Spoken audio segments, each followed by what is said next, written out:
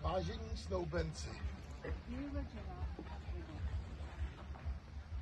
dovoluji si vás i vaše blízké přivítat na nádvoří Veltruského zámku, kam jste přišli s rozhodnutím vstoupit do svazku manželského.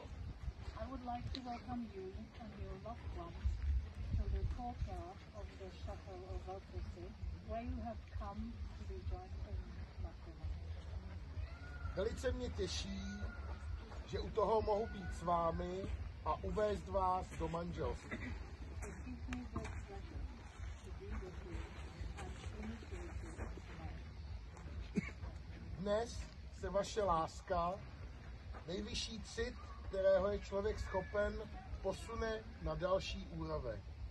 Stanete se manželi. Máte před sebou společný život a bude záležet už jen na vás, jak jej prožijete. Today, your love, the highest emotion of which a man is capable, is taken to the next level. You will become husband and wife. You have a life together before you, and it will be up to you how you live.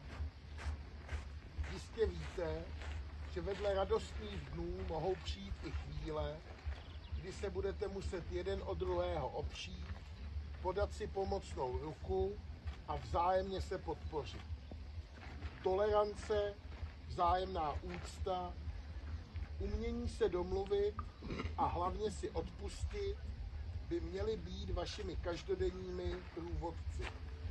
Bez nich se v manželství jen těžko obejdete. I'm sure you already know that along with the happy days, there will be times when you need to lean on each other, lend a hand, and support each other.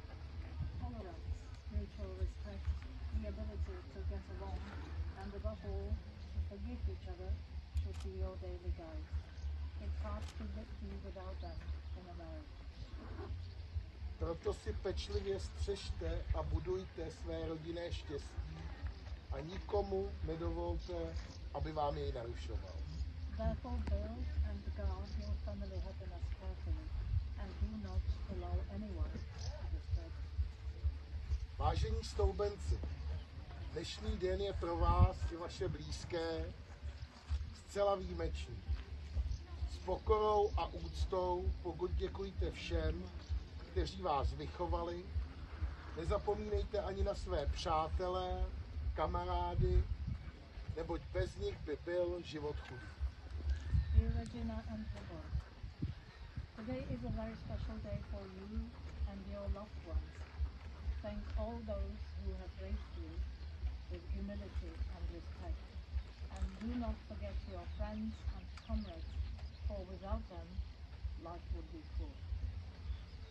Využijte plně šanci, která tu dnes před vámi stojí, a vytvořte rodinu, kterou nic neohrozí, protože bude stát na pevných základech lásky, přátelství a vzájemného porozumění.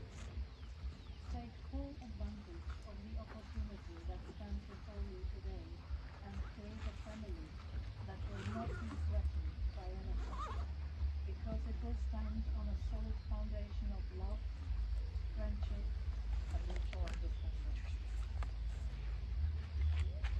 Prosím, povstaňte. Please stand up.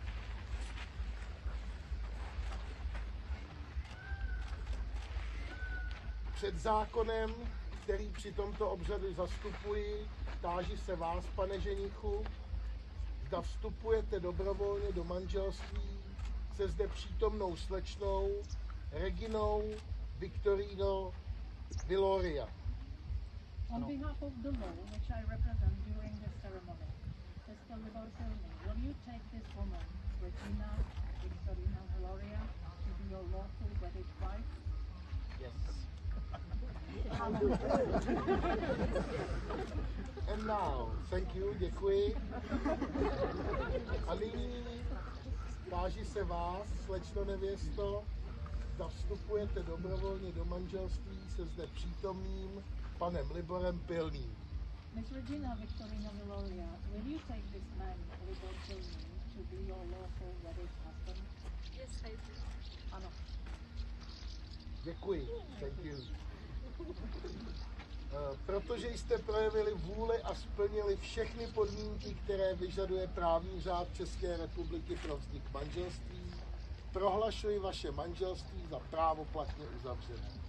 A nyní vás již požádám, abyste si jako symbol manželství vyměnili své snubní prsteny a svůj první manželský polibek.